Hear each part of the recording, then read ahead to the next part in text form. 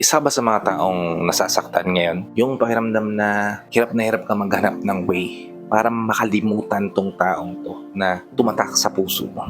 Well, if yes ang sagot mo kapatid, para sa itong video na to. Dahil dito kapatid, pag-uusapan natin kung paano nga ba nakakalimot ang mga kalalakihan. Kung babae ka at gusto mong malaman kung paano kanya nakalimutan, malamang ito yung mga bagay na ginawa niya para magawa niyang kalimutan ka. O kung lalaki ka at gusto mong subukang makalimot, ito yung mga dapat mong gawin. Kung interesado ka malaman kung ano na itong mga to, tara, pag-usapan natin yan. Just keep on watching.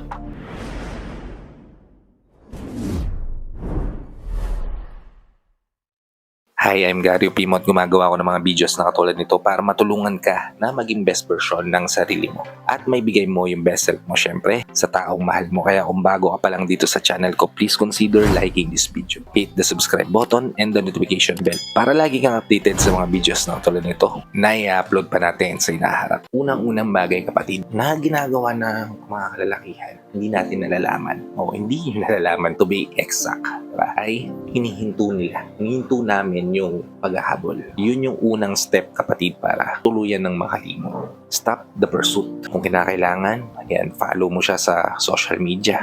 Kung kinakailangan, lumayo ka sa kanya. Kung kinakailangan, i-cut yung connection, i-cut yung ties. Yun yung mga ways para mahinto yung eagerness mo na maghabol. Mahinto yung eagerness mo na balikan yung mga nakaraan. Tingnan siya the way you look at her or look at him before. Diba? And yun yung unang bagay na ginagawa para talaga namang makalimot. Stop the pursuit. Iwasan yung maghabol. Okay? Ikalawa, break the normal. Usually kapatid, ito yung mga madaling sabihin pero ang hirap-hirap gawin, di ba? Yung habit kasi natin na kapag nasasaktan tayo, pinabalikan nyo yung memories sa nakaraan, pinabalikan yung mga pictures ng kahapon, di ba? Na in turn, imbis na makakalimutan natin sila, bumabalik lang yung memorya kung saan tayo masaya kasama nila, di ba? Na nagiging kabaliktaran ng gusto nating mangyari na makalimot, di ba? What if you try to break the normal? Instead of focusing yourself na magpatuloy sa habit na ginagawa mo na usual, tapos maaalala mo siya, ibahin mo yung pacing mo. Halimbawa, kung gumigising ka sa umaga at nag-e-expect ng breakfast kasama siya, what if pagising mo sa umaga, diretso ka na mag-exercise? Para imbes na nare-reminisce mo na masaya ko yung nagbe-breakfast ng magkasama dati, ngayon nagpo-focus ka na sa growth mo bilang isang individual. Diba? Nagpo-focus ka na sa sarili mo kung saan alam mo na eventually kapag pinagpatuloy mo, ilalago ka. Iyon yung ikalawang bagay na ginagawa ng mga lalaki para makalimot. Ikatlo, yung nagpo-focus kami sa ngayon. Yes, things hurt pagdating sa nakaraan. Saktan kami, di ba?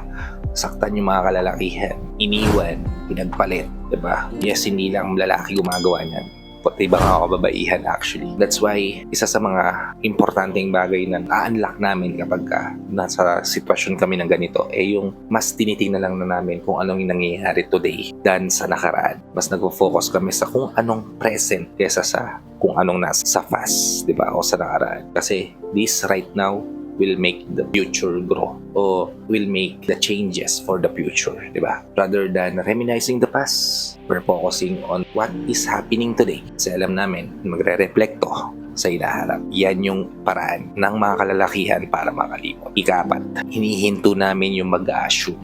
Isa pa sa mga na-unlock ng mga kalalakihan kapag nasaktan sila ng sobra yung hindi na sila nangangarap na bumalik sa nakaraan kung saan masaya sila ng ex niya, masaya sila ng past partner niya, di ba? Bagkus, nagpo-focus ang mga kalalakihan sa kung anong mangyayari sa inaharap. Kaya hindi na namin hinahayaan kapatid na pumasok sa isipan namin na mahal pa kami nitong babaeng to. Kaya siguro hindi siya nagbo-boyfriend pa ngayon dahil mahal pa niya ako, di ba? Hindi na siya nag-a-assume. Bagkus, nagpo-focus na lang yan sa kung anong tangible o yung deliverables na meron sa present moment.